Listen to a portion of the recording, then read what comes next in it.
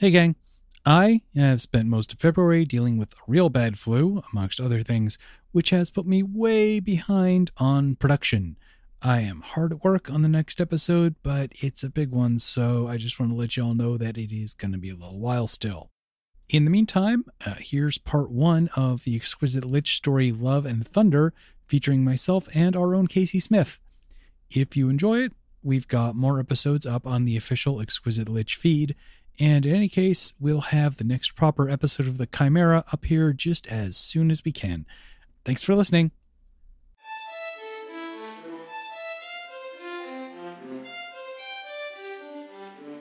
The City of Amaranthine. Massive, ancient, and immutable. 1,000 empires have risen in her shadow, and she has outlived them all. In her streets and under them, mortals of every class and calling struggle to find their place, all beneath the gaze of the city's silent and deathless queen. Welcome to the Exquisite Lich, an actual play Dungeons & Dragons anthology podcast, where players and DMs from across the community come together to tell short stories in a setting that we're building as we go. With each adventure, a new set of players gets to add elements to the world, establishing new religions, uncovering ancient kingdoms, putting classic elements into new context, and filling the landscape with life. Let's see who's joining us today. Hi there, I am Shogun, Shogun117 on Twitter, and I run Mimic Knights and Shadowrun New Atlantis on Welcome to the Party. You can check their schedule on there. I run mostly on Tuesdays and Thursdays. And I will be running this game here tonight, which so far has just been unofficially called just Romance, which is probably a really bad title. Yeah, we'll fix it in post. Yeah. That's me. I'm Vin LeBate. I play on a podcast called The Chimera, which is an actual play podcast. We're currently playing 4th edition Dungeons & Dragons in a very heavily modified and hacked apart and reassembled fashion. In our first season, we played Storypath in a sci-fi space adventure superpower game. And also from that podcast is my associate here. Hi, I'm Casey Smith, and I am also a player on the Chimera, which is all those things that have been said it was. Well, hey, my name's Kyle. I play with a podcast called Magic Folk. It's an actual play for 5th edition Dungeons & Dragons. We're real goofy all the time, but also things get kind of dark and scary, so it's kind of a, best of both worlds kind of situation.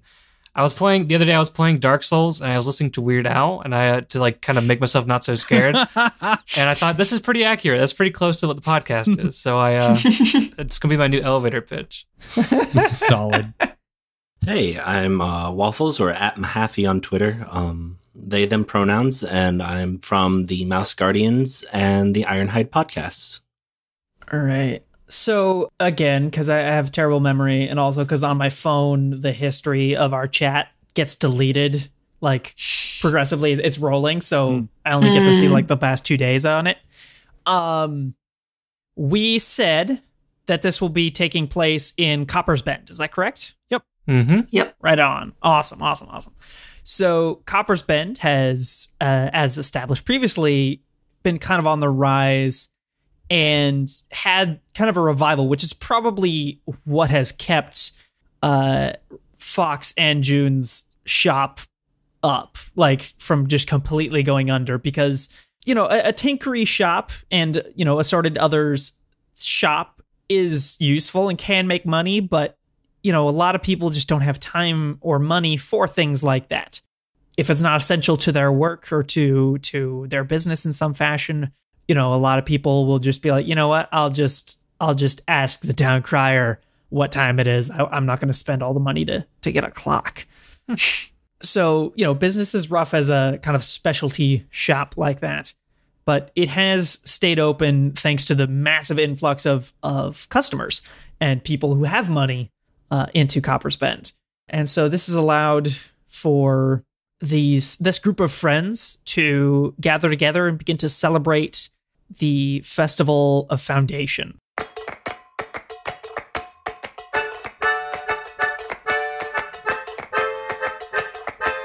which is the celebration of when the city itself, the grand, enormous city, was founded. But since that was so long ago, they don't actually remember when that was.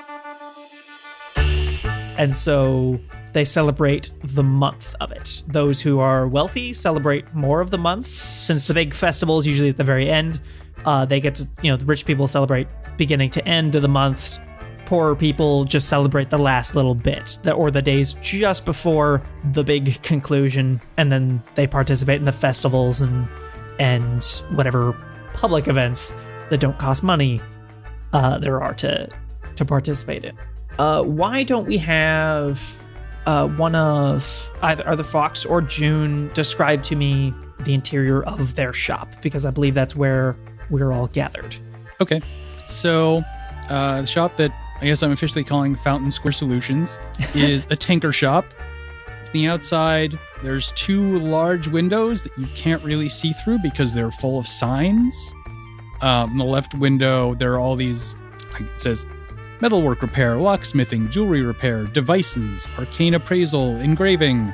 And then there's a little certificate of membership in the Fraternal Order of Smiths, Tinkers, and Metallurgists, which is the local guild for people who work with metal.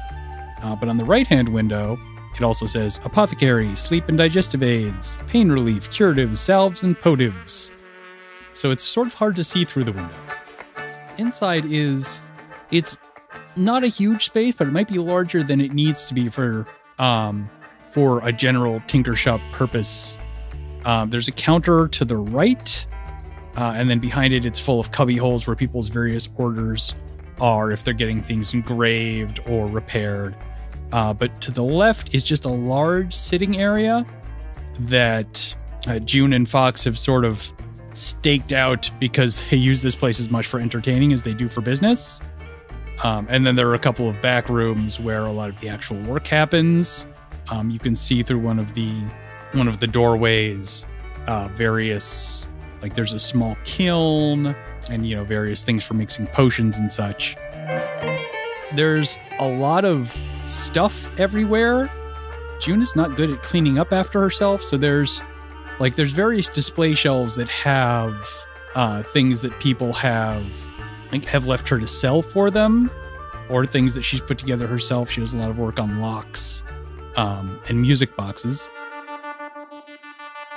But there's also just like tools and bits of things scattered all over the place. And she generally knows where they are, but it definitely looks like chaos to anyone else. Is Fox there with June at the kind of beginning of the night, or are you off doing something else outside? Fox is probably off doing something else, but she'll kind of roll in probably a couple hours after it's closed. The shop is closed. Mm-hmm. Nice. Who next of this group of friends would arrive? Because the plan, as far as I understand, is that they're going to gather together and begin their celebration of the Foundation. So who would arrive first? Ray or Remy?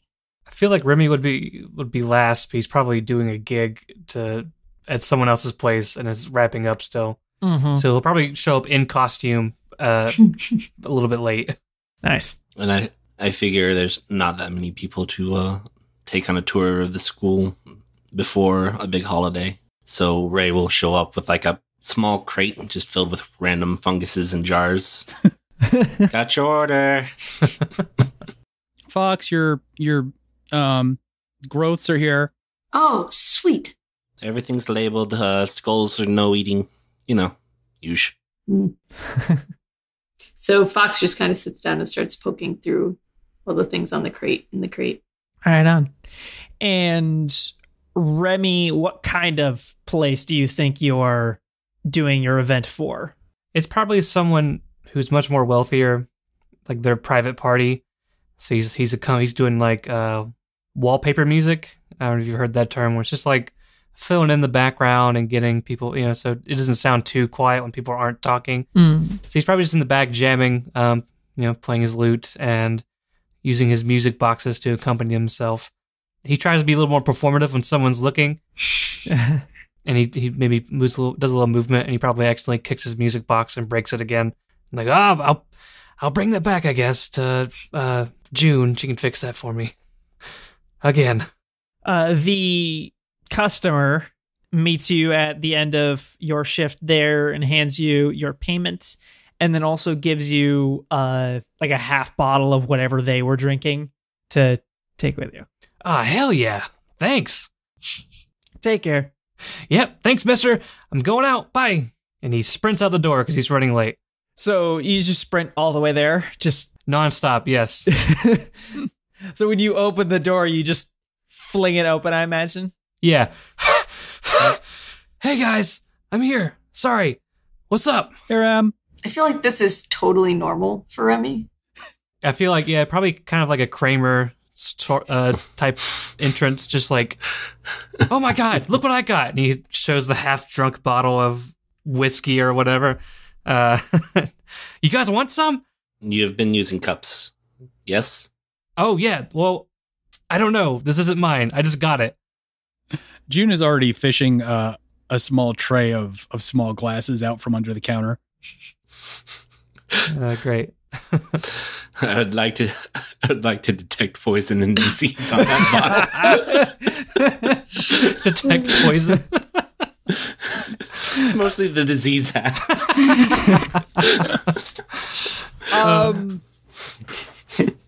Well, it's at least equally as sanitary as where you are working. Fair. Alcohol does kill most things. True.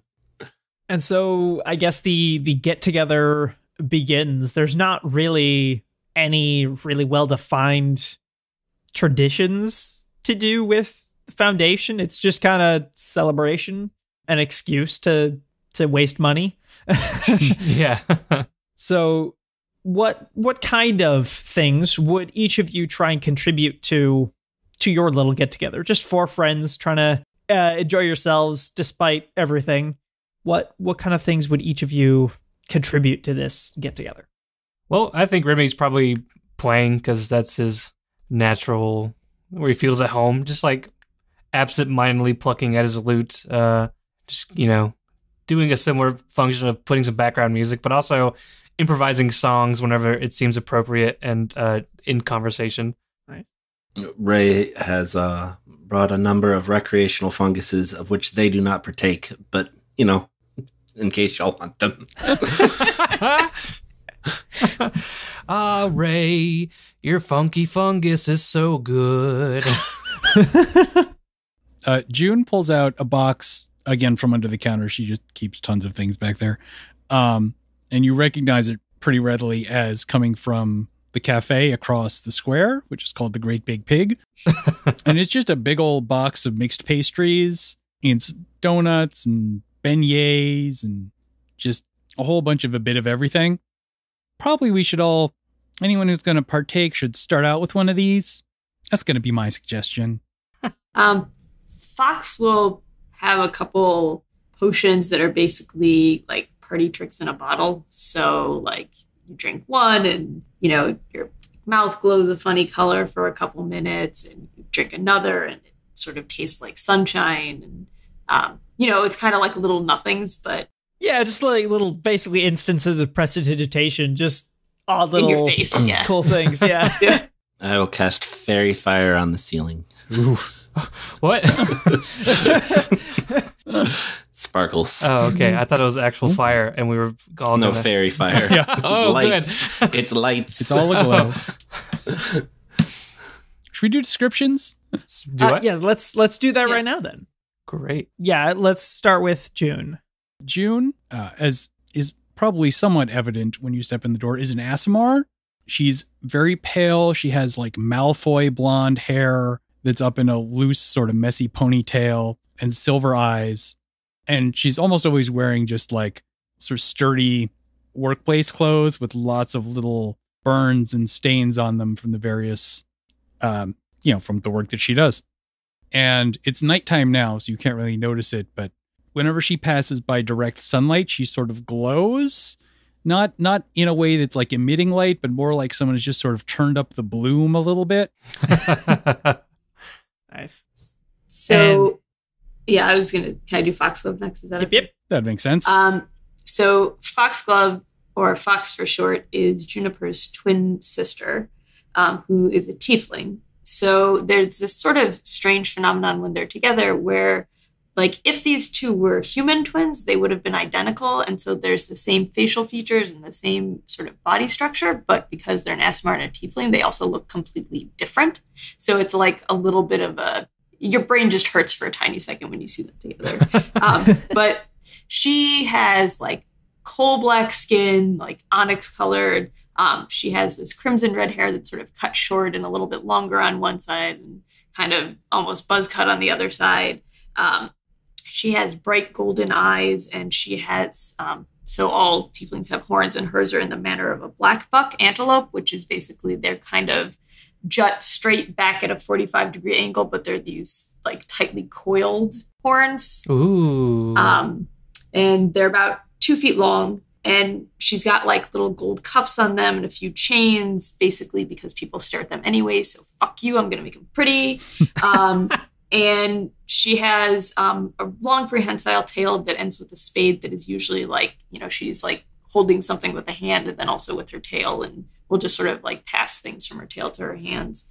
And, slightly pointed canines, things that are all demonic-y.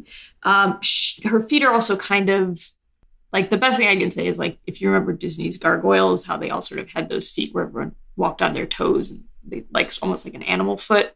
And so she doesn't wear shoes because that doesn't really work for her. But she has cargo pants and a gray linen shirt with this really long vest that's just completely covered in pockets and patches. And she's got like a little belt with a bunch of little pouches on it, and just pockets all over the place. Pockets on her shirt, pockets on her trousers, pockets on her long vest. I think if you were paying attention in the shop, you might notice that there's a lot of gouges in the wood of the ceiling and the door frame, where when they were growing up, Fox had to learn how to bend just a little bit to avoid hitting it with her horns. Yeah. Yeah, if you look like straight down the wrong way, you scrape on the ceiling. A lot of sneezes that ended up with splinters flying. Right. Yeah. They used to have a chandelier, but they don't anymore. And what about Ray? Ray is a drow, about 6 foot tall, a little bit stockier than most drow. They like to eat. Light plum skin, bouncy blue silvery hair with a bit of a curl. Large thick glasses that hang off of bigger than average ears, and they are immaculately dressed except for their boots, which are stained green from working in the gardens. Nice. So kind of like the robes are kind of like almost like leather type, just to because you need a bit of toughness if you're going to be kneeling down in a garden or whatever. Mm-hmm. Especially when the garden occasionally tries to kill you. Yes. And Remy. Yeah, Remy is a bronze dragonborn. He's currently in costume because he was gigging, and he likes to dress kind of like, I don't know if you guys are familiar with Sufjan Stevens, where it's very eccentric and a little too elaborate for what he does, including a big pair of wings that he has on his back right now that are not functional in any kind of way. Butterfly wings, of course. So he wears a lot of funky colors that clash with the tone of his bronze scales, and but he's a big 6.5 foot dragonborn. Right on. And a knock comes at the door. Come on in. The door peeks open, and then in comes Alia, the elf. She says, "Hi. Hey. How's everybody doing? Good. Hey, we got donuts. Oh, thank you. I'll have one of those." She closes the door behind her and rushes over to June to snag 2 little like cupcakes, then heads over to Remy and hands Remy one and begins to dissect her cupcake so as to eat all of the icing and the filling inside and leave all the bread behind. Oh, well, thank you for this gift. I was so hungry. I didn't want to take one first. I get self-conscious about these things, but thank you so much. Yeah. I borrowed something from my parents, and she pulls out a little flask. It's maybe 6-7 inches tall, but it's this little crystal flask with some amber liquid in it. A glance sees that it's Voldemar House whiskey. It's expensive looking. Like maybe selling this bottle would probably get like all of the expenses for the shop for maybe 2 months. Whoa. June just does a long, low whistle. Wanted to know if any of you were interested. Yeah. I mean, I got this from a stranger, so I was kind of sketched out about drinking it. So yeah, let's do that. Let's. Here, Fox, why don't you take this? I actually want to talk to Remy real fast. Can we go outside? Oh, yeah, of course. And so she opens the front door and brings you around, closes the door, and goes around to the alley off to the side of the shop. Describe to me what's going on indoors, the three of you.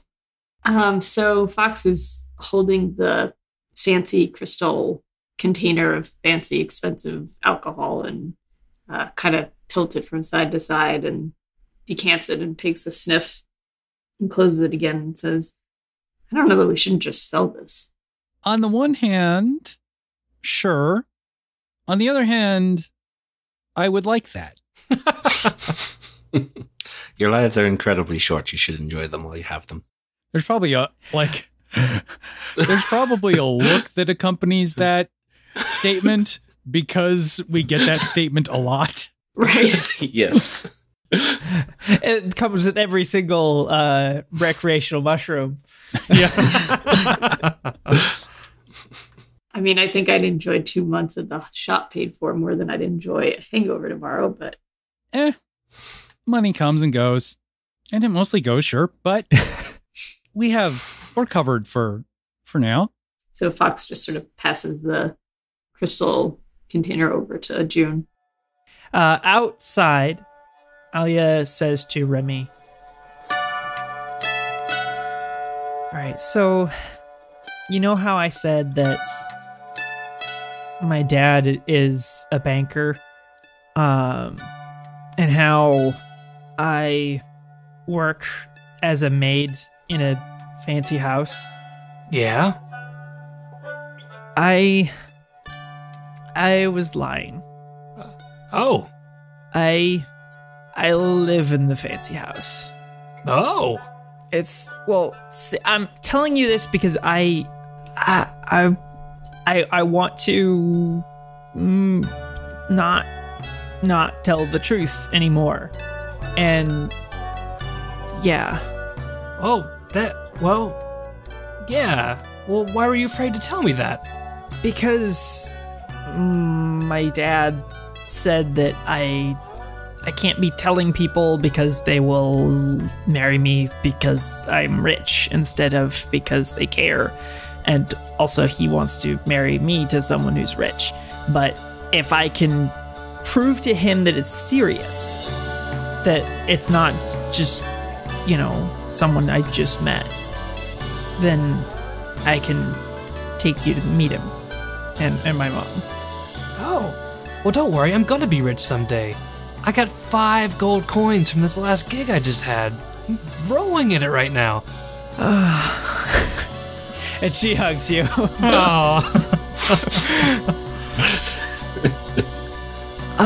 Don't worry. It's gonna go great. I'll love to meet them. Okay. So I can invite you, and I can bring our friends too, and we can go celebrate the foundation with my family. And if that goes good, then I should be able to get my mom to convince my dad that it's okay. Well, I say let's go for it. I'll wear my costume there. I'm sure they'll be impressed. Yes. Not the wings though. But honey, the wings are the best part. They are. Yes, they are. Look at him! And he grabs the wings with his hands and starts flapping around. Huh? Maybe. Well, see, the thing is that my I kind of have some distant relatives who are kind of pixie fairy people, and I think they might be insulted. Good point. I'll leave them in the shop. I'm sure they won't mind. Yeah. Okay, so we can go over there tonight if we want to, or we can just stay here and celebrate here. I'm fine with either one. Why not wait? Why wait? I'm down. Let's go party in a big house. Your big house. Okay. Let's go tell the others. And she'll follow you. She'll follow you right. Inside. Yeah, Remy does a 180, goes back into the shop, busts open the door. Hey guys, this party is a rolling party now. What now? We're moving. We're going. No, we're not moving. I mean, you're still living here, but we're going to another house. The house. Yeah, another house. Aaliyah's house. Apparently, it's a big house. Why are we doing this? Well, some stuff about, meeting the parents and proving myself as being a worthy companion, and you know how these things go. I have probably 15 songs that are about this. Yeah. Also, 14 of 15 of those songs don't end very well. Oh, well, okay, yeah. I know the ballad of the man who died in a ditch because he spurned someone's father is not a great happy tune, but I learned from the mistakes, and it goes well. It's going to go well. And you guys can come too. So hold on. Let me just get this straight. Aaliyah lives in a big house, which is news to me. And now all of a sudden, we're all gonna spend our foundation with a bunch of strangers so you can impress them because she wants her family to like you? That sounds like fun to everybody? Yeah, I guess when you put it that way, it sounds pretty bad, but I don't know. I'm sorry. I was hoping that you would be able to come, but if you're not interested, that's fine. Yeah, it's okay. June finishes her glass of whiskey, which probably should have taken longer to drink than it did. Okay, so we can go or we can stay. Anything's cool with me, I guess. But I guess if we're going somewhere, I'm going to have to get dressed. So we should make up our minds. I mean, there's going to be good food there, right, Aaliyah? Yeah, really good food. It's a big thing. It's a big thing. And we could take you to the family's tailor so we can get you really nice clothes for the event. Ray, what do you think? Well, they're offering free clothes, so it's really up to you guys. Please. I mean, you do wear clothes. I wear these clothes. When you wear them well. However. Okay. Don't you want more pockets, though? I could give you some of my earrings that I have at home. I don't... To put on your horns? You don't need to bribe us, kid. Just fine. Let's go to your damn party. I love you all. No hugging. Remy had his arms up ready to go. Okay. June disappears into the back room for a couple of minutes to put on clothes that at the very least aren't work clothes. And when she comes out, you can tell that she has her chain shirt on underneath her whatever it is that she's wearing for a top that I can't think of a good word for right now. Blouse. Because she is a little bit paranoid when going out. And so she grabs her satchel and reaches down behind the counter and grabs her gun, slips it in there. Nice. Okay. I think I'm ready to go out now. Okay. Rad. Yeah. It's actually okay to bring all your weapons and stuff. They won't be bothered by it. I'll tell you about it on our way there. And she steps outside to lead the way when everyone's ready with their stuff. Yeah, Remy gets his deep purple longsword named Bob Killen, straps it to his waist. I mean, I think Foxglove just always has her dagger and hand axe on her, so she's set to go. Ray has left the sword and sickle at home. So, our family, my family, we're called the Darkrest. We are it's kind of dangerous to be a Darkrest, sort of, but not exactly. So, they're part of this kind of old family thing. And so she's talking to you as you're all walking. They're kind of this old family thing, mostly an elven thing. And there's this set of a few families who are always trying to one up each other. It's the regular, aristocracy stuff, but they do it more violently because they've signed into an accord where they've legally allowed each other to kill each other. That seems like a great idea. Yeah. Oh yeah, that's kind of buck wild. I'm kind of into it. It's kind of crazy. I currently have not signed into it, but I might later, but I haven't signed into it. But so basically different members of the families are allowed to sign into the accord, and then all other people who are signed into the accord are legally fair game. There's rules on like not being cruel and stuff like that, but it's technically legal, which is kind of scary. But because of that, everyone is armed when we go to fancy parties, and everyone's ready for a fight to protect themselves. So you guys have like a big citywide game of murder tag? Kind of. It's not very active. People don't do it just because. They do it with purposeful like reasons, and there's a lot of ways that they're not allowed to do it. You're not allowed to send someone to do it. You have to be in the accord to do it. You're not allowed to use poison because that can hurt people who weren't the intended target. And there's like a few other rules. There's a lot of like weird specifics because they've continued to add to it, add more rules to it as time has gone on. And people accidentally got killed. Yeah. Mm-hmm. But so you're all safe. You'll be fine. And probably nothing will happen. People don't usually do stuff in big festivals and stuff. It's just a thing that we deal with. So it does mean that like carrying your weapons and wearing armor is actually okay at our festivals and stuff. It's encouraged actually. So Ray, if we want to pick up your stuff, we could maybe swing by. I am fine. I don't need it. Yeah. Okay. Yeah. Okay. I'm not on the clock.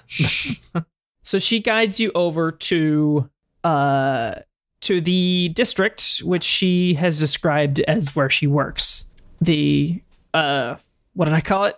It's the elephant Ivory Spires. Yes. The Ivory Spires at the gate that you approach, the one of several gates. You see 4 guards are set in front of it, wearing quite regal and fancy, even for the city's standards, weaponry and gear, and say, "Halt! What is your business in the Ivory Spires?" "Alia Darkrest is bringing guests. Right in this way." And they open up the gate and let you all in. The guards take kind of a good look at each of you as you go in, trying to note down your features, but they don't ask any paperwork or anything of you. "No trouble, please." Remy gives like a big smile, trying to appease them, but in the process shows off his many sharp teeth and probably does the opposite effect of what he intended. Yeah, the like 2 of the guards are in the direction of that smile. One of them kind of takes just a quick step back, and the other guy bumps him forward. He's like, "Just relax." Ray walks in like they own the place. Hell yeah. In the Ivory Spires, there are, for the amount of space that's in this district, there are far too few houses. There's something like maybe 50 actual estates in the entire district where, you could fit something like 700 homes if you pack them efficiently. But each of them this big, fancy estate. The largest and most important ones are these white towers that are what this district gets its name from. And she guides you over to one of the more medium-sized ones. It's not as much a tower as more of a more modern-looking mansion, and guides you in. The front door guards pretty much ignore your existence, and she brings you to the front door. This big, regal wood door that's got a bit of a red-brown tone to it, with metal fastenings holding the hinges and the door handles. These big metal rings. All right. Hey, Aaliyah? Yeah? I was feeling pretty confident, but now I'm super nervous. Me too. We can do this, though. Ready? Yeah. She gives you like a quick side hug and opens the door. Bursting in, and you see just a maid is like tidying up the floor, but no one else is in the space. She expected like her family to be right there waiting, and there's just nobody around. Okay. All right. Well, actually, let's get you all to the tailor before we meet them, I guess. Just over here. And she brings you over to the eastern wing, which has their library and their workshops. They're kind of the spaces where the aristocracy practices things they're interested in, fencing and assorted interests, arcane practices, and all sorts of things. And it brings you over to where the tailor is at, a gnome with little bit pointy ears sat there with his like wheeling scaffolding basically that he uses to be able to measure people, and sat there. Hello, who is all this? Well, hi, I'm Remy. I'm a bard. Remy. And I bet you could appreciate this work of art I've put on right here. No. Who else is this very assorted crew you have here? Alia, who are these people exactly? What are they doing in the house? These are my friends. This is Remy, Ray, Fox, and June. June waves. They're my friends. Right. So I expect you want me to replace their grubby attire, the drow notwithstanding. Yeah. Step up. He'll take your measurements. Who wants to go first? Remy goes. He goes in for it. Right. What clothing do you prefer? And so he gets up on his sort of wheelie scaffolding to get up to your height and begins to pick and look at the clothing you've got. He like grabs the seam on the shoulder, just goes rip, tears it. That cheap. What? That was. It took me days to do that seam. I'll replace it with something far better, I assure you. Okay. Turn around. Let me look. Yes. Wide shoulders. I can make this work. What armoring will be made into your clothing? Oh, I don't know. What did I put? Well, if you're joining into a Dark Rest event, I would expect you to have something. I do have my leather armor. Does that work? Yes, I will make something equivalent. So you essentially want me to just make what you're wearing, but good, yes? You can try to make it better, if you can. All right, yes. I think I might have something in the Lost and Found that can do the job. While this is going on, June has pulled out a sketchbook because she is only just realizing that this is a very interesting opportunity and is starting to sketch out some concepts. What are you centering these concepts on? Essentially a combination of formal wear with integrated chainmail. Mm-hmm. Like something with like a really fine weave of light metals. All right. John, then you can step aside. Remy, yes? I will do the next one. Who's next? I guess I can go next. This is mostly done. She glances at Fox. Do you want to match or not match? No, I'm fine.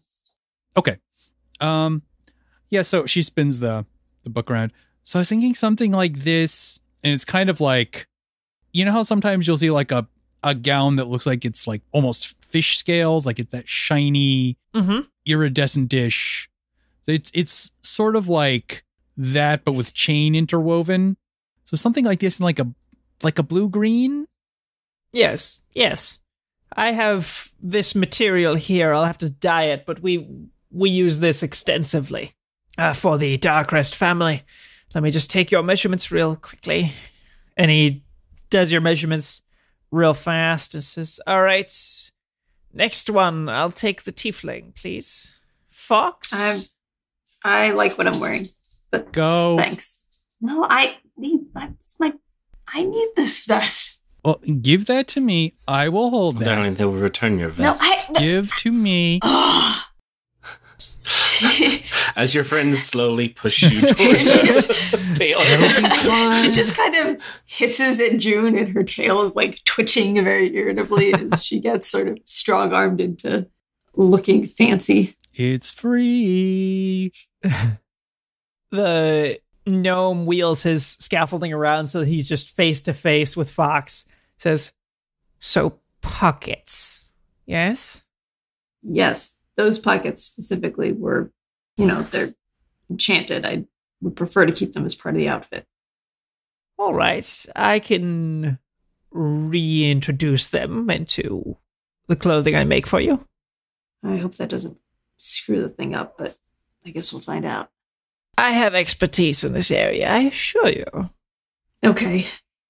Well, I'm really glad I had a shot before we came here. Do what you want. And so it takes your measurements and says, all right, this Drow Ray, yes? Would you be interested, or are you doing all right? With little cleanup, you could enter the aristocracy.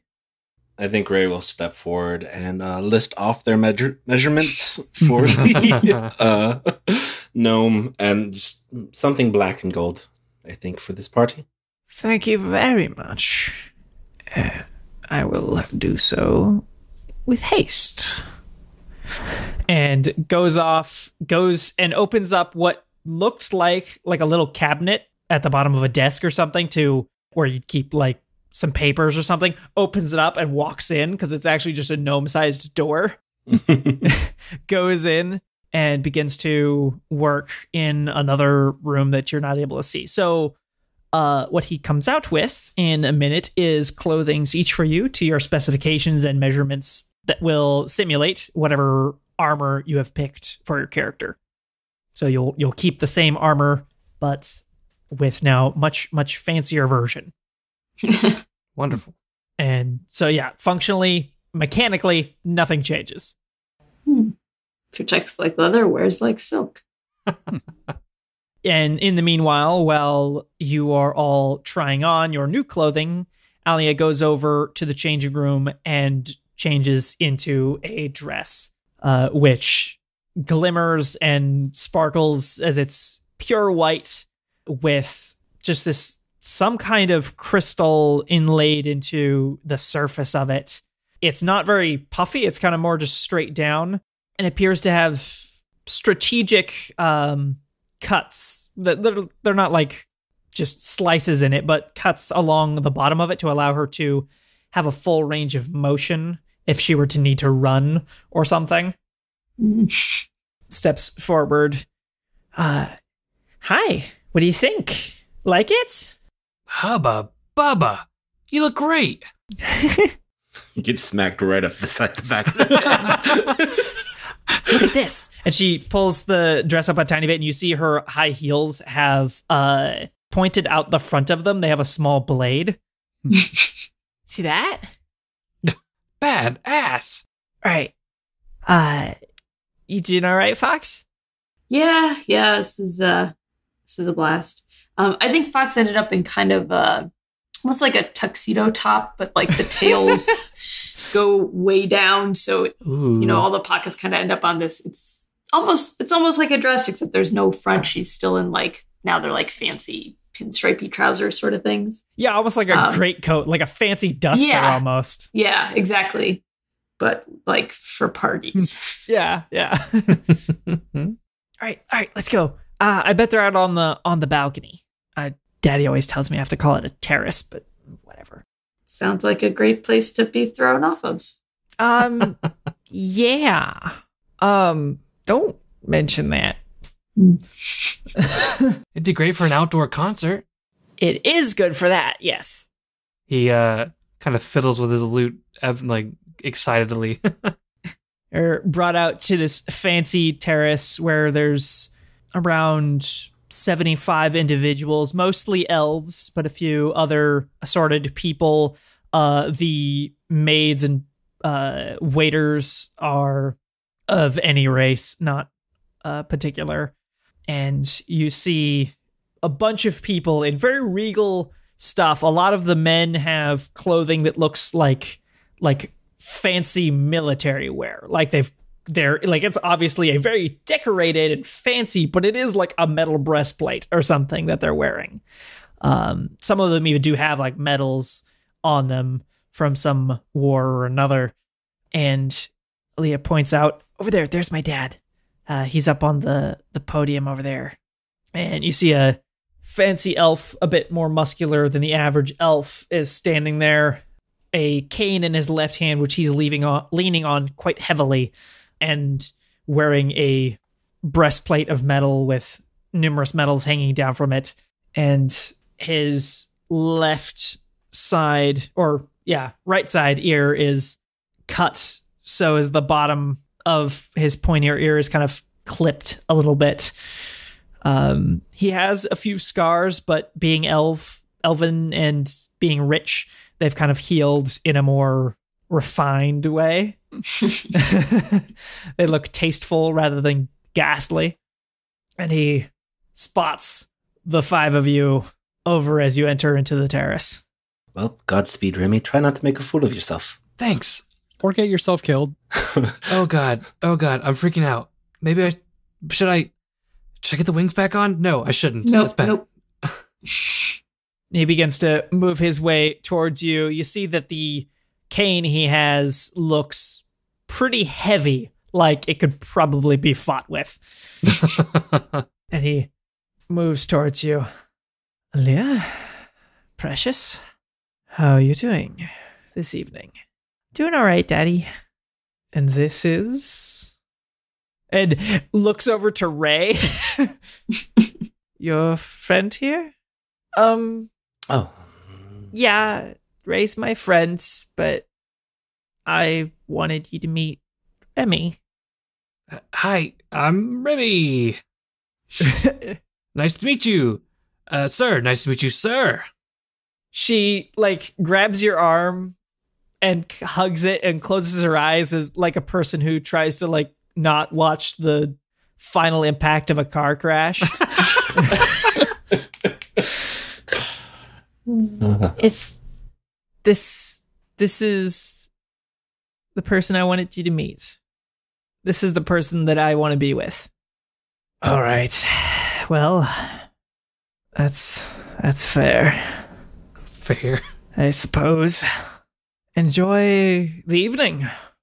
All the pleasantries of the Dark Rest are open to you all. Enjoy the evening. And he turns around, heads over to reminisce with a few older elves. My God, it's a disaster. What? What happened? Did I mess up? You existed. Oh, Ray, you're so cruel, but very, very funny as well. You did fine. What do you think, June? Fox? Did I said sir. I mean, you didn't drool.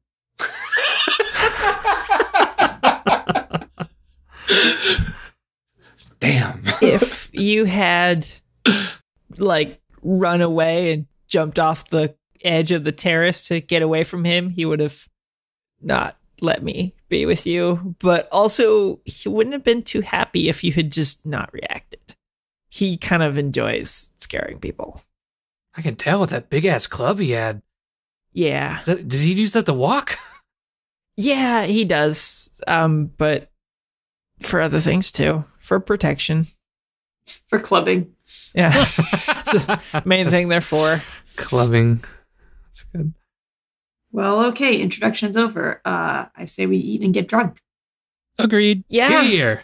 If you really get into it, just make sure to end your night inside, because it gets really cold up here in the evening, in the morning.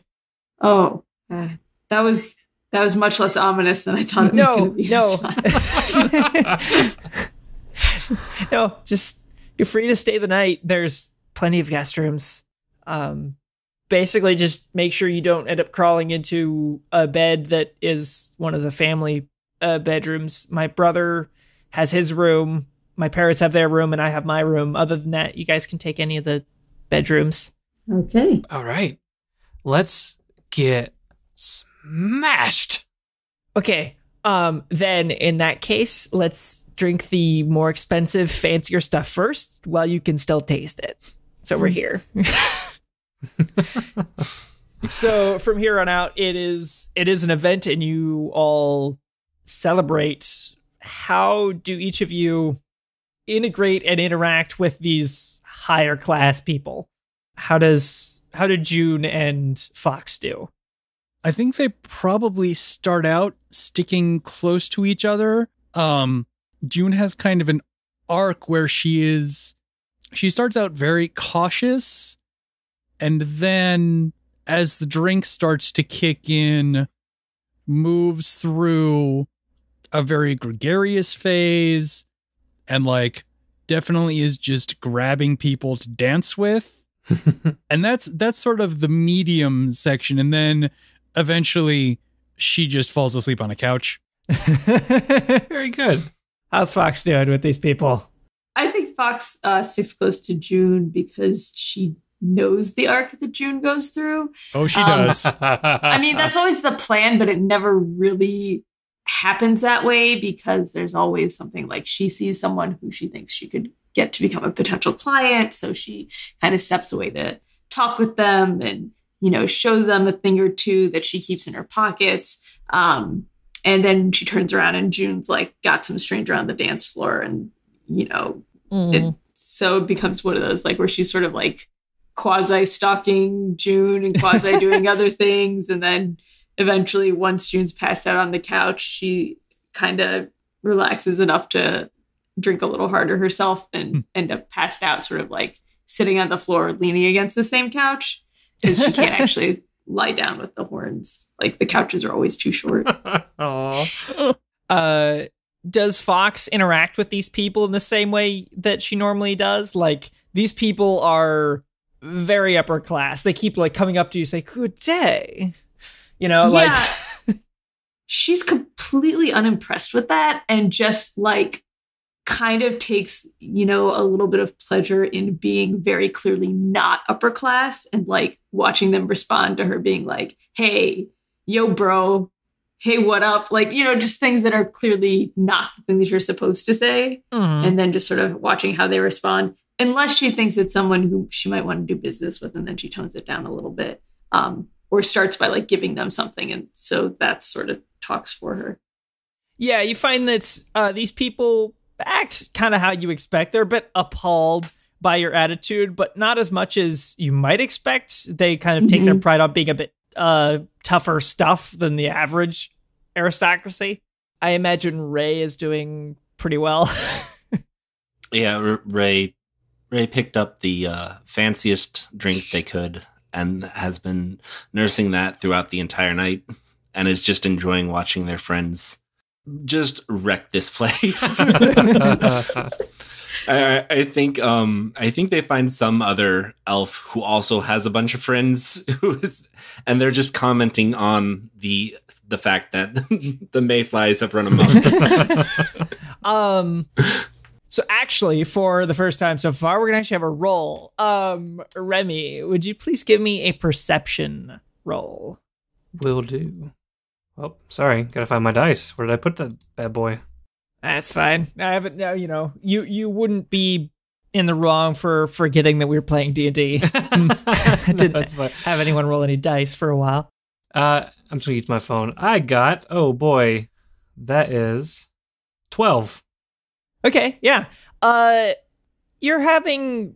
You can continue to enjoy yourself however you want. You notice particularly that one of the butlers, a human individual, keeps watching you. Like you keep spotting him as he's cleaning a table or carrying some drinks over to some people, and keeps looking towards you. It's just staring at you, almost like not angry, but almost shocked. Like not surprised, but just kind of like, what is like, yeah, almost like blown away, like confused of you, just staring at you, very interested in you the whole night through.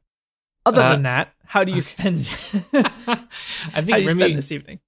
Yeah, I think Remy is a little mixed up because he's been at parties that are pretty fancy, but not in this sort of attention. You know, like it's been him playing in the corner and people just like acknowledge his existence, but he feels very uncomfortable in being in the spotlight in this fashion, and is probably trying to like shrink himself behind Aaliyah and following her around, which is pretty funny because he's a 6.5 foot tall like dragon man. So he's just trying to like not. He's just trying his best. He's doing his best right now. Yeah, you glance over, you see that there is a 3-man band already here playing music. And Aaliyah keeps dragging you around, going, "Oh, hey, this is my grandma here. Need to meet her. She's lovely." "Oh, madame, hello." And he like tries to curtsy. He doesn't know what's the appropriate thing to do. Just shake her hand. "Oh, hi, yes." And of course, it's a bit freaky because this elf looks maybe 5 years older than Aaliyah. Oh, oh yeah, they're elves. I forgot that. It's like, "Hello, how are you doing, Remy? Is that?" "Yes." "Aaliyah's told me quite a bit about you." "Oh, good things, I hope." "Yes, mostly." Just grins in a way because she just knows that that's freaking you out. Yeah, I don't know if Dragonborn sweat, but there's something going on with Remy's face right now. Yeah, it's all in the eyebrows. Just Yeah, I think if he like ever crosses paths with anyone, if with like Ray, Fox, or June, he's asking for advice about anything. Like, is there like a proper way to like say hello? Do I salute? I don't know what to do. Is it okay to ask their age? I can't tell who's who. Yeah. Fox gives terrible advice. She's like, they like it when you give them rabbit ears, and you know, it's good to comment on like if you can see nose hairs. They really appreciate that. Oh man, that seems like it can't be right, but also I don't know how the wealthy live. Cultures are different. I'll try it out. And Aaliyah just like hugs you. No. At some point, June just like physically bumps into him. Is like, "Hey," and she gestures over at the band. "Do you know those dudes?" "Yeah, I think I sat in them 1 or 2 times. They're pretty good." "Yeah, you should play a thing with those dudes." I'm gonna go dance with that guy over there. I'll see you later." "What? Oh, okay, bye." Remy looks at Fox, is like, "Is she in the arc right now?"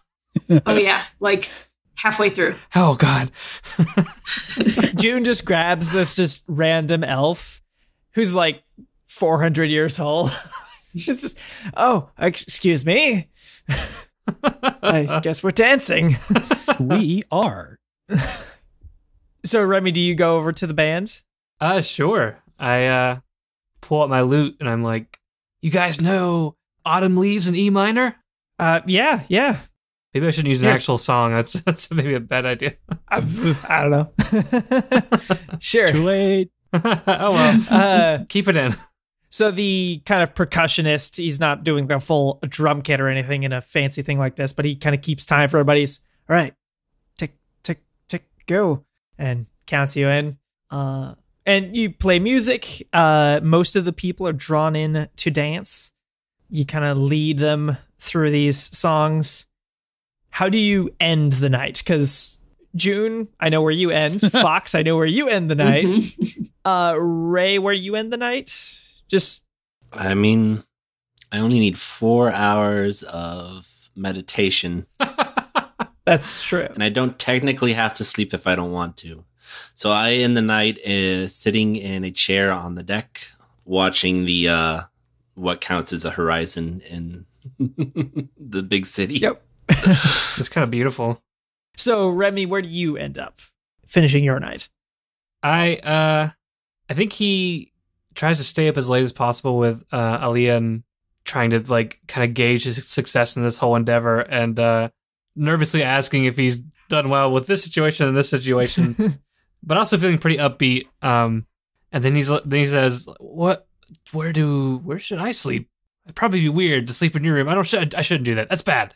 My dad would kill you. Yeah, I think he would hit me with that big club and I would be dead. Yeah. So you can sleep across the hall from me. Great. Yeah, then he probably quickly falls asleep there, and very easily, emotionally exhausted. All right.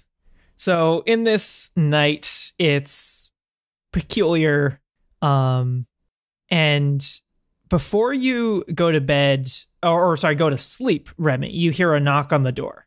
After Aaliyah has left you and gone to her bedroom. I guess he cracks the door open and takes a look out. Yeah? You see the server who you had seen staring at you before is there. May I come in? I guess. I'm good. I had enough drinks and stuff. I don't need anything else. May I please come in? Sure. Yeah, come in, friend. He enters, closes the door, and is looking about a bit kind of suspicious, like not he is acting suspicious, although he is, but he is acting he's suspicious of the situation. He's listening in at the door just a bit before he fully turns his attention towards you, just making sure he's not followed, like he's very peculiar. What is your name? My name's Remy Dreamshout. Is that your born name? Whoa. No, I have a different name, but I don't like to go by that name normally. Kind of gave it up. What is the name that your parents gave you? What is the name that Vilroth gave you? Well, okay. I don't know why you're asking about him. I don't know why that matters. What do you want? Why did you leave?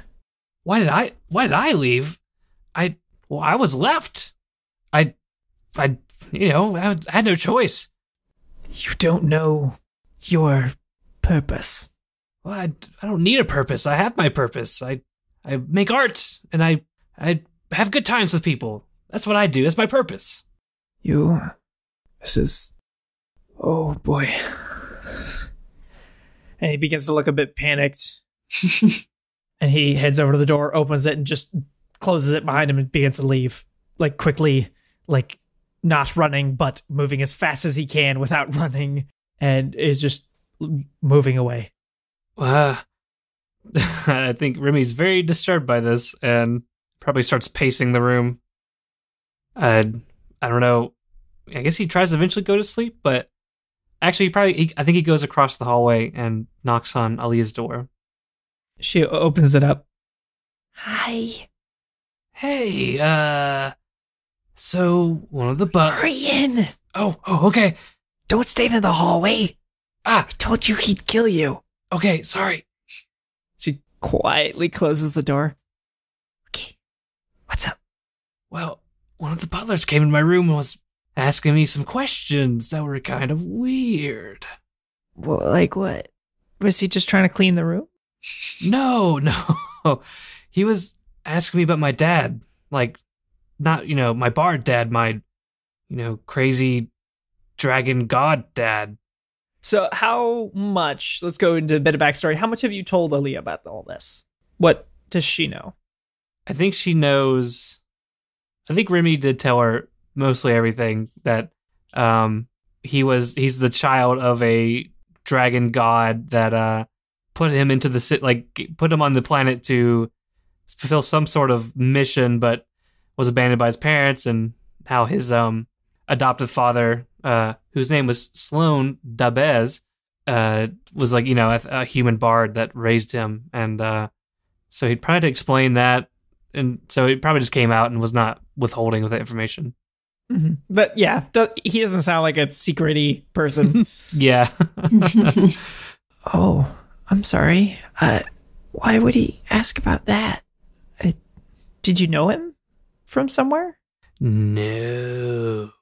And down the hall, you hear some stomping. You hear several footsteps of people moving down the hallway towards where you're at. Hide! Get under my bed! Quick! Oh god! Oh god! Okay! Oh god! Can you roll stealth? No, please. This is now officially an 80s movie. Let me see if I have. Okay. I was trying to see if I had some sort of way to just affect like a spell or something I could use. 12. Okay. Cool. 12. That's not actually too terrible. And then you hear her do that, I wasn't up past my bedtime, rush into her bed and try to calmly leap into her bed as quickly as possible. And you hear the footsteps come up to the doorway, but then you hear the opening of a door, and then some crashing, some muffled crashing as if it's happening on the other side of a wall, and the smash of a pot or something hit the ground, and some yelling. Can't quite hear what they're saying. Ray, you hear, because from where you're at, you hear upstairs, you hear some running of some people running in the halls, and then some smashing above, and a bit of yelling. Fox and June, you're both asleep, so I guess just perception to notice this while you're kind of dozing off. 15. 16. Very nice. You both kind of, and notice the loud noises going on straight above your head, basically. June wakes up slowly, but her hand is already and immediately in her bag. Fox just sort of gets up quickly and glances up to the place where the sounds are and says, I think we gotta get up there. Oh, it got weird already, didn't it? I mean, we got through the whole arc, so it actually took a pretty good while. Ray's walking towards the sounds. Following behind. Also doing that. Going upstairs, Aaliyah is whispering down to under her bed. I don't know. That's not Dad. I don't know what's happening. I'm gonna hide too. Oh. As she rolls off her bed and then crawls underneath right next to you. I don't know what that was. And then the door bursts open as someone slams into it. Where are they? He said he went in here with her. I don't see either of them. Nope, does not find either of you. The individuals up there search around. Apparently, I mean, to be fair, movies haven't been invented yet, so hiding under the bed is no one could be under there. You'd sleep on top of the bed. Right. That's where everybody puts their luggage. Yeah. And at that moment, Ray, Fox, and June come up the stairs and see a human in a server's waiter attire, and then two men in some basic kind of armor, maybe one of them has chainmail and the other one has some kind of studded leather. These are not guards. almost like maybe adventuring gear style stuff, but I mean, it's adventure is like the most broad category ever. So yeah, and we don't remember them from the party before. These two, no. You recall the server though. They are two of them are human, the server and the man in the studded leather, and the one in the chainmail is a half orc. You do not look like the hired help. Leave this alone. This does not concern you. You're breaking into a young woman's room in the middle of the night. It concerns me. Get him.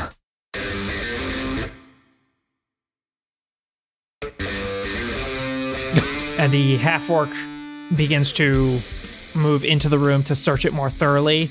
And the two humans, the server draws like a large letter opener. And the other guy draws two like single-hand swords and hands one to the server guy. Oh, yeah, that's probably better. Ray draws 2 seeds. All of you can roll initiative, Remy as well, because we're going to be doing stuff in there as well. Yeah. First roll of the night, Nice. 20. Whoa, Nice. Hi. Plus something. Doesn't matter. You're on top. You're first. I'm excited to just start this just max volume. We're going to be casting conjure animals. Nice. Yeah, I rolled a 7, so 8. 13. Okay. Ray, you're up first. All right, I'm going to so Ray will take these 2 seeds and like underhand toss them both, and by the time they land on the ground, they turn into these massive moss hounds. I'm gonna conjure animal for 2 giant hyena equivalents. That's awesome. And they're just going to barrel down the hallway at these ruffians. Get him. And let me, since I've never conjured animals before, read it. Nice. Yes. Okay, they'll disappear if they drop to 0.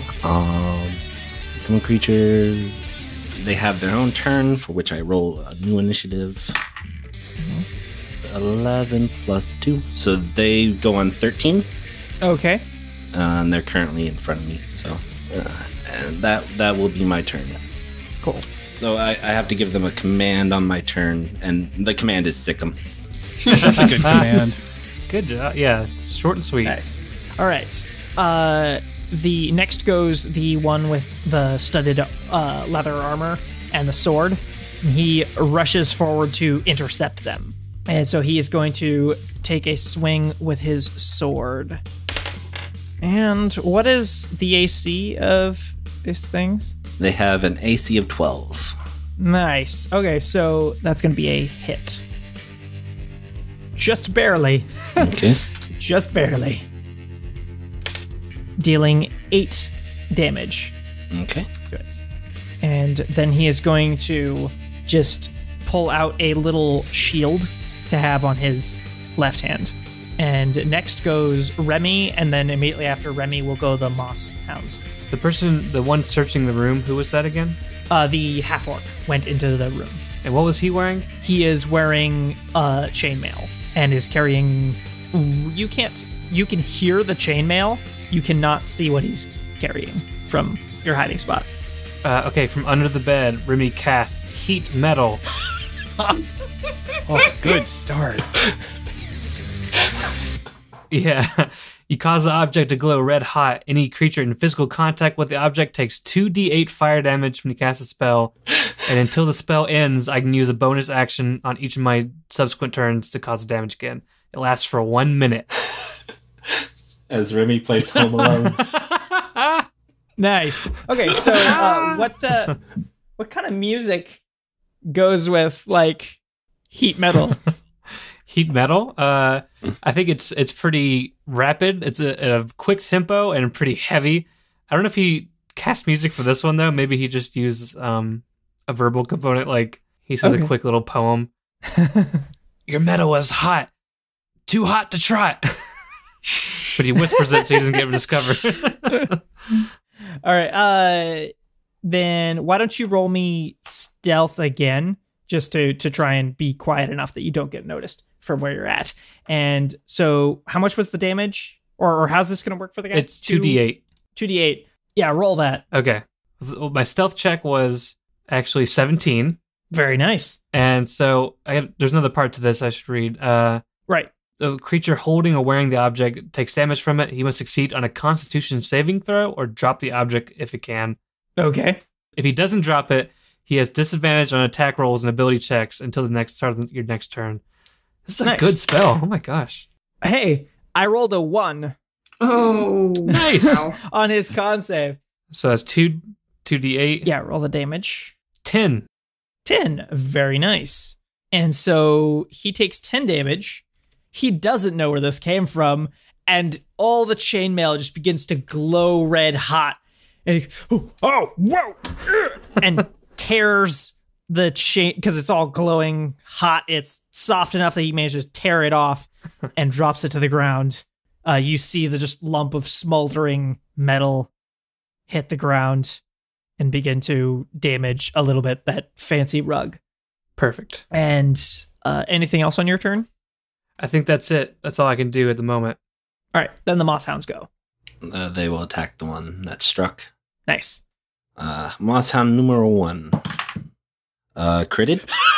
Nice. This is the best. I bought these dice for this character, and these are the best dice ever. Always use them. So I double the dice on a crit, right? Yeah, let's go with that.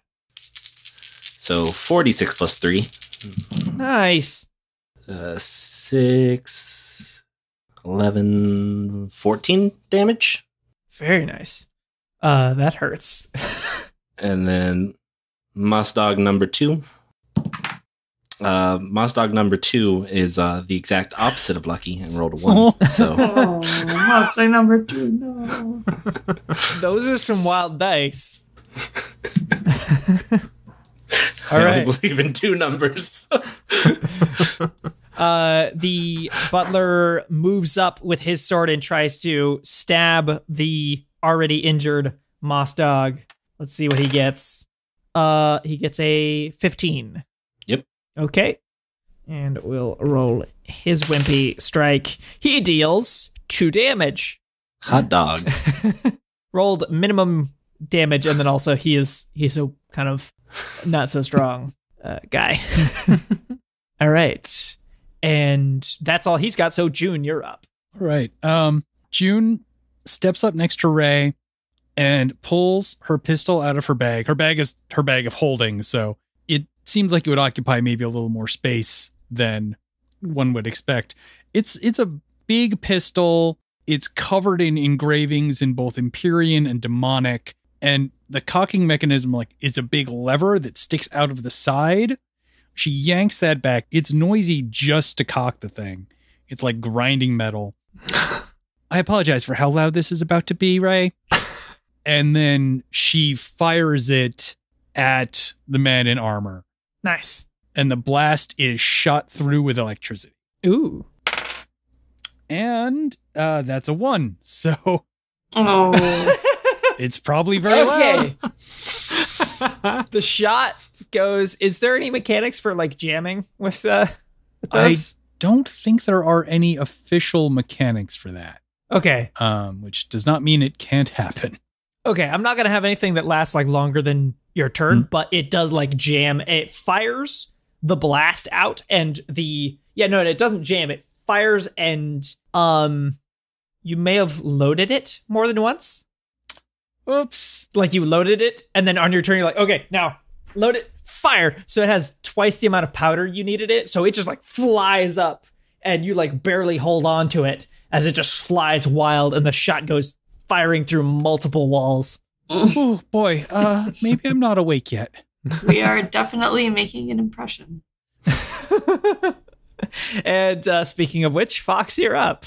Okay, so Fox is going to pull out, reach into one of her much beloved and protested pockets and pull out a vial of kind of this greenish, noxious looking fluid, which she's going to fling at the person who is attacking the moss dogs. Mm-hmm. and it's alchemical acid. Nice. So I think it's just like a normal roll to hit, and then let's see what that happens. 19. That'll hit. And then it's 3d6 damage. No save for them? Let me see what they're saving. I think it may be dexterity. Pull that up. Yeah, it's a dexterity saving throw. Okay. Wow. I've been rolling really wild as well. I got another 1. Okay. It's in his mouth. And that's 17 damage. Wow. Yeah. That is very nice. Whoa.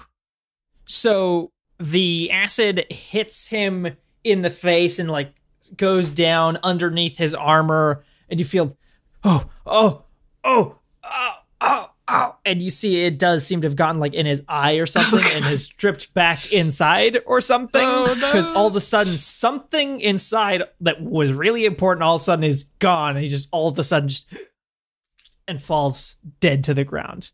Oofa doofa. Fox blinks a couple of times, mildly surprised. It doesn't usually go that well. All right. Yeah, that was absolutely intentional. Also noting it damages the carpet. This poor carpet. Sorry, Remy. And the half-orc in the room begins to just tear things up. I'm going to roll investigation for him as he just begins to ransack this room looking for you guys. He rolls total of a 10. What did you get on your first stealth roll, Remy? The first one I had, I think, was 12, if I'm correct. I believe so. So yeah, he still doesn't find you. He begins to open up the closet where Aaliyah keeps all her clothes. That's probably about the size of Remy's like room, like where he stays. Yeah. But he's like tearing stuff up. He cannot find you, and he's going to waste his entire turn trying to look for you. And we go all the way back up to Ray. Okay. I think, Are the Moss Dogs concentration? let's see. Yep. Okay. Concentration for up to an hour. So you can't cast any other concentration spells. Concentration spell, yeah. But you can cast any other spell. Yeah. But I will cast guidance on one of the Moss Dogs. And then I will use a bonus action to use my Halo of Spores. This individual needs to make a DC 15 con check or take a D4 poison damage. That is a failure. Then, yep, they'll take a D4. Whoa! Dropping dice. And it's a 4. Nice. What does that look like, Halo of Spores? I think when I walk up and I touch the Moss Dog, it just puffs in a big cloud of spores. I don't know why that's cute to me, but it's cute for some reason. It is. Yep. And the guy's just like,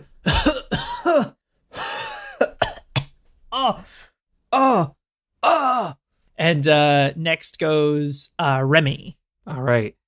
So the chainmail that was on the ground, right, like started burning the carpet. Would you say like a small flame maybe started there? Very small, but yes. Okay. Then I cast pyrotechnics, which I can extinguish one flame, and I create fireworks when I do so. Each creature within 10 feet of the target must succeed on a Constitution saving throw or become blinded until the end of my next turn. Okay, that is going to be big enough that that's going to reach out the door and hit the other guy as well. Actually. No. Oh, okay. So they're cool. both going to roll saving throws. What's the DC? My DC is 15. All right, so I rolled 7 on both of them. Oh, wonderful. They have different modifiers, but neither of them make it to 15. So what you got? What's that do to them? They're blinded. I put the fire out, but it first kind of explodes into a bunch of sparks that reach out into a huge range, and they get blinded by that. Blinded by the light. That's what Remy sings. Oh, boy. Blinded by the light. Attack rolls have advantage. Hot dog.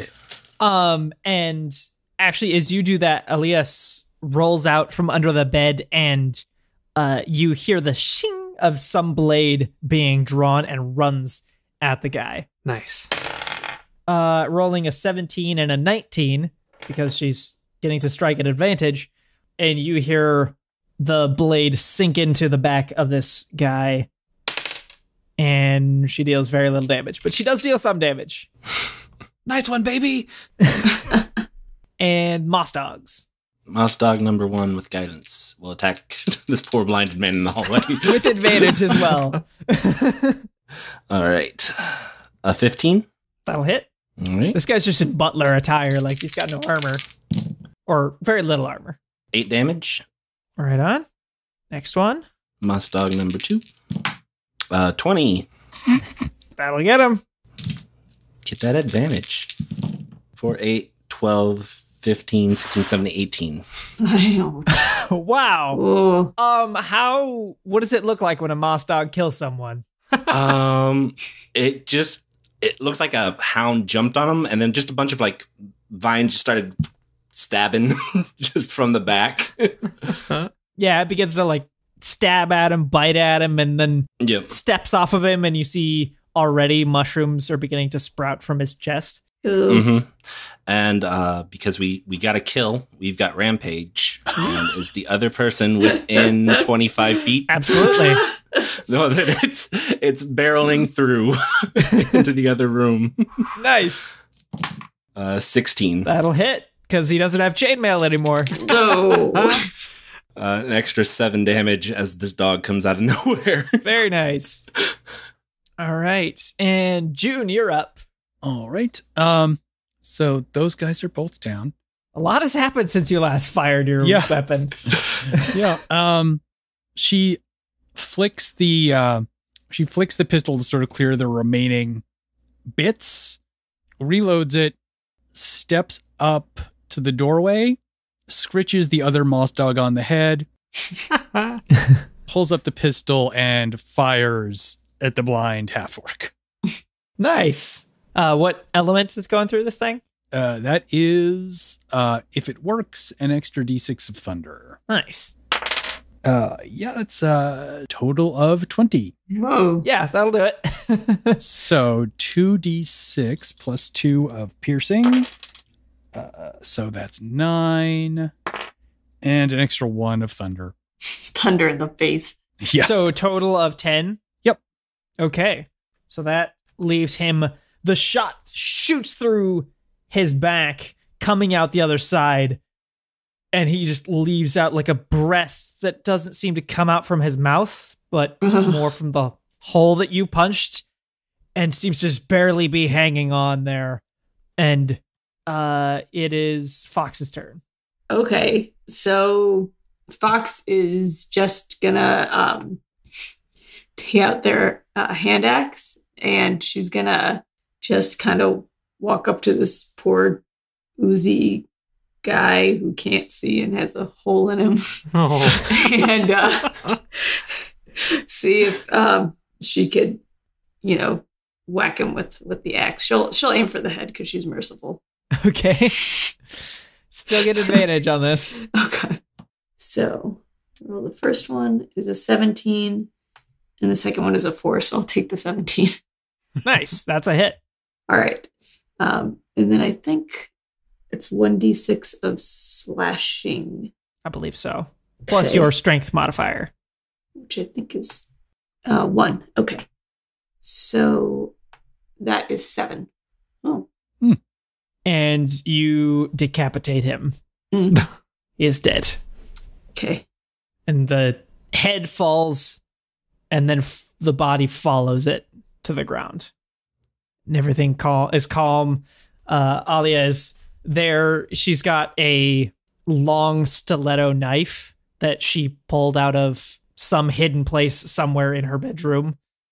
Says, "Oh, I take it back. This was a pretty good party. what was that about?" She kind of backs up and sits down on the bed, kind of pinning Remy down a little bit. A little stuck. Got broad shoulders, baby. Oh, here. And stands up. You can come out.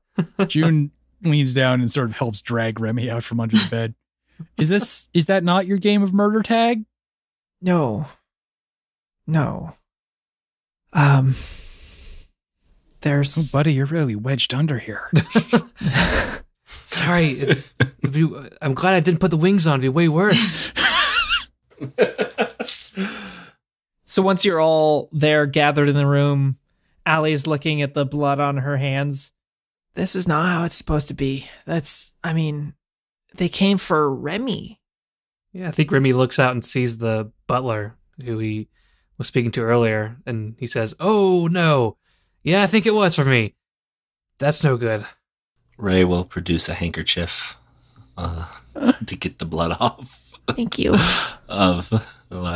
And then we'll tell the dogs to guard the door, and they'll go out and just boop, sit down. Good boys. What was that? Remy, why would that happen? I don't know. I thought my that was behind me. I was kind of chased around for a while, because they thought I was going to do something bad, but I don't think those guys were an official business. I don't know. I thought that was all behind me. Oh, wait, what? Was this What about are you talking your, about? Is this about your? And she just sort of points vaguely up towards the sky. Yeah. Oh, pop up. yeah. I think. I mean, the butler came in and was asking me these questions about it, and I was just like, "Dude, what's your deal?" And I don't know. He left, and then this happened. June heads out to the hall and rolls over the body of the butler and starts to go through his pockets, checking him for just anything. Why don't you roll me investigation? Am I any good at that? I'm okay. Not that good. 6. You don't find anything particularly useful, just like some spare napkins, which are bloody and fungusy. Nothing of note other than the sword and the large letter opener. She turns back to the room and just shrugs. I think we should get out of here so we don't cause any more damage to this home. Sorry about the rug. And the walls. And the walls. Oh yeah, I shot your wall. And the blood. And the carpet. Ray, what do barking moss dogs sound like?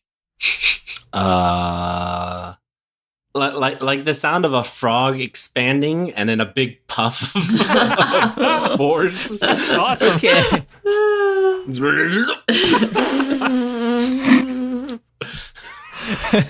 You hear that. You hear several of those. Whatever that is. I'm gonna stick my head out the door. You see Aaliyah's father and 4 heavily armed elves with him moving as fast as Aaliyah's father can move this way. I will tell the dogs to heal. They part ways. 2 of the elves stop to kind of inspect the bodies, but Aaliyah's father steps over them and heads in. Okay.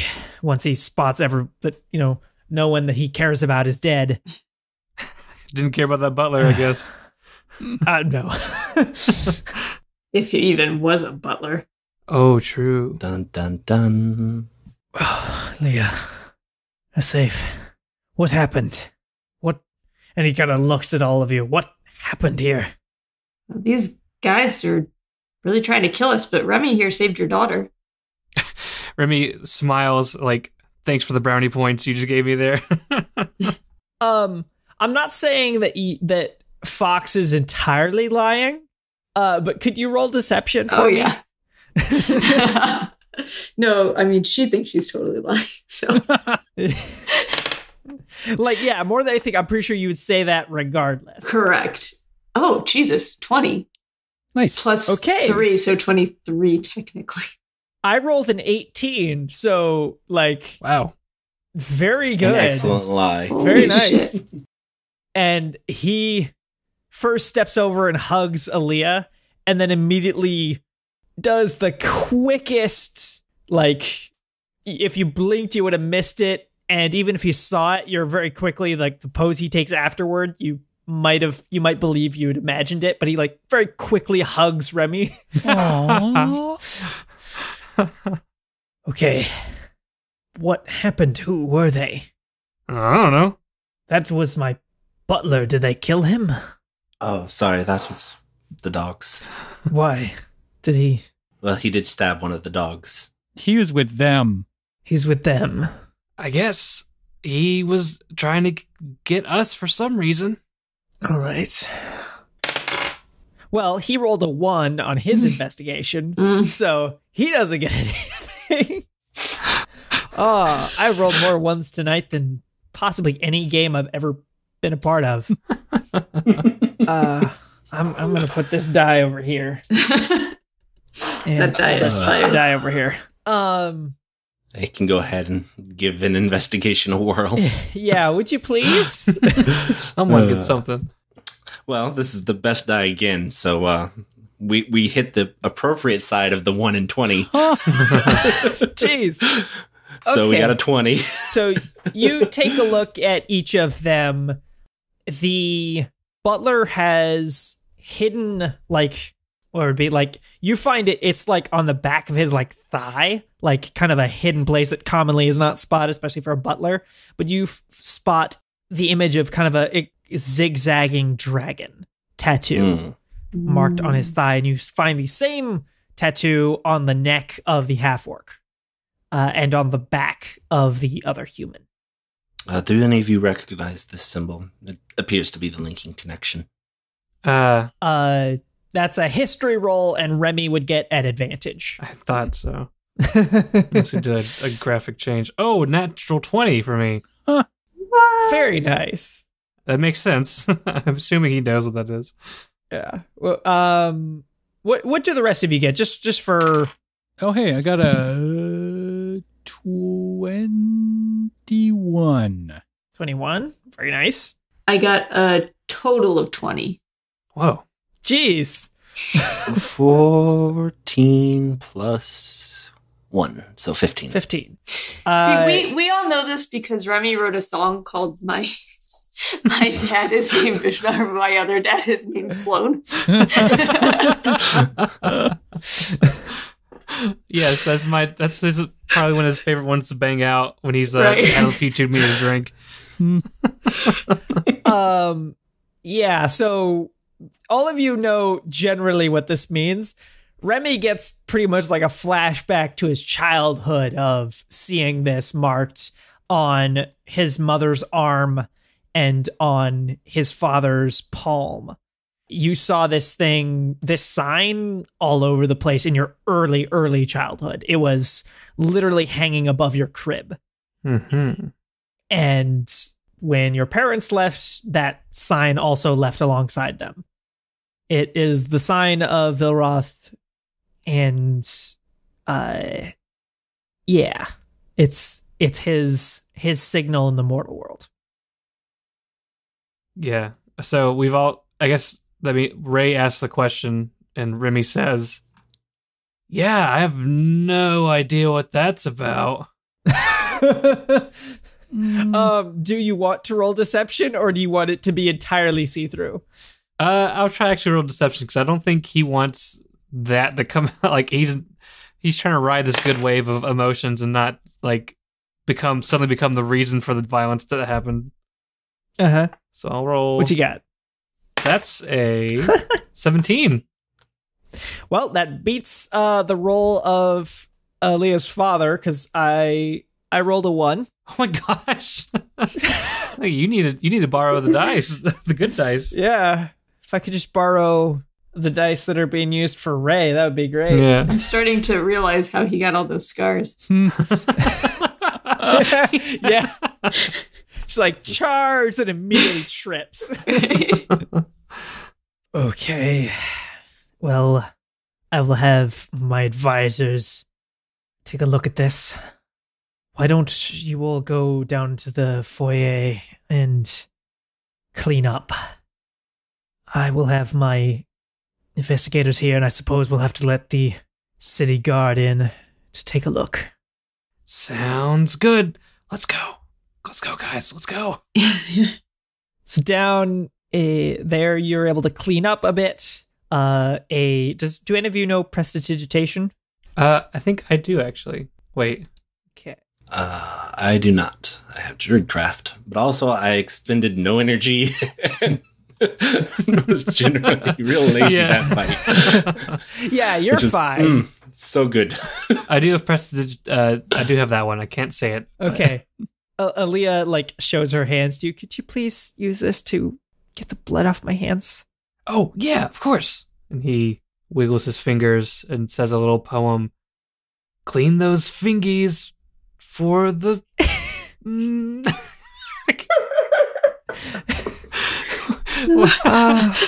you didn't get a lot of sleep, did you? Listen, they all can't be gold, okay? I think Fox might need it too.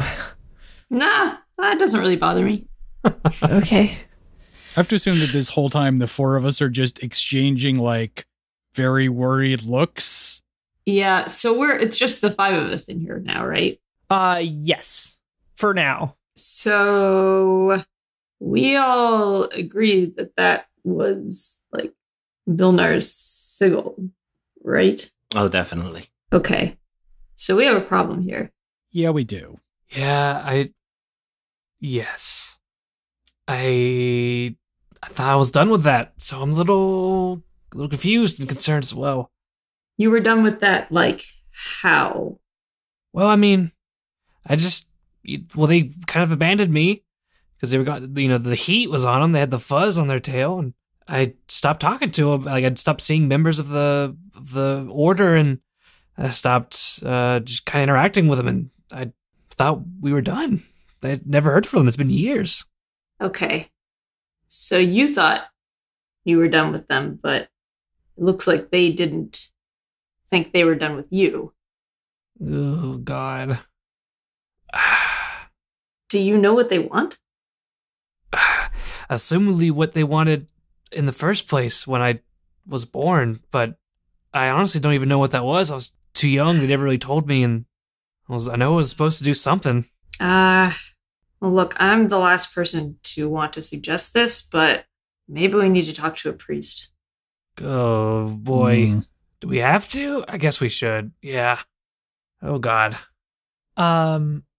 Remy, you hear a message in your head that says, "We have heard of your distress and are coming for you."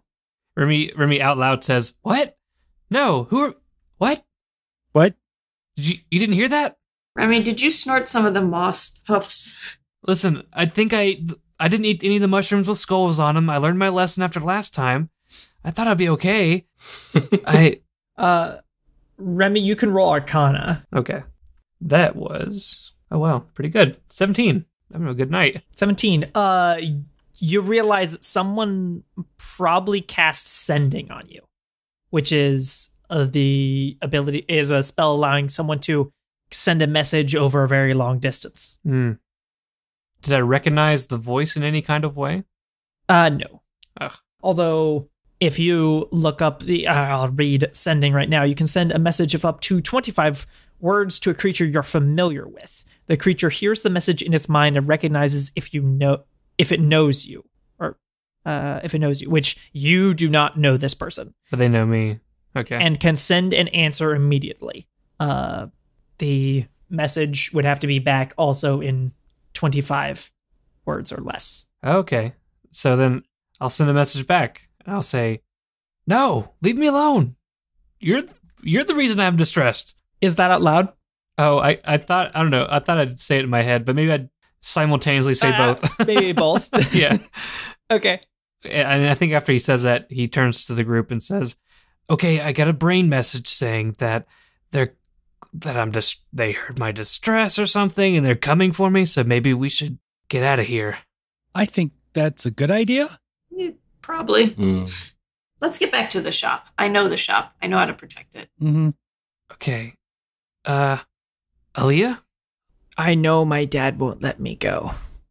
I thought so. I thought it's probably best if you stay here. Aaliyah, better to ask forgiveness than beg permission, or however the hell that goes. Remy says, "On the other hand, that's totally true." Oh, hold on here. June fishes around in her bag and pulls out a bracelet with a stone in it. She has a matching one that she wears, and hands it to Leah. This will let us do the thing that just happened to him. Oh, okay. If anything happens here, let me know. If anything happens to us, I'll let you know. Yeah. Okay. I'm going to listen in on the investigators, ask them questions, and maybe I'll be in the library. See what I can get on this. Maybe give you something useful. Sounds good. Okay. And she holds the bracelet up to her mouth. Hello, how's this work? That's more or less it. Okay. And so the side door to this room opens up and Leah's father walks in. Thank you for protecting my daughter. However, I would ask that you please go home. We need to investigate and understand this. I'm sure the city guard or a sentinel will be sent to speak with you about the events of tonight soon enough. But for now, I need to take care of my home and my family. Mm-hmm. Good idea. Let's go. Yep. Mm-hmm. Thank you. And I will drop the dogs off at the first pot of place of grass there is, so they can just sink into the floor and become little shrubberies. Aw. They only last an hour. That's super cool. So on your way back, what do you talk about? What is running through your heads at this moment?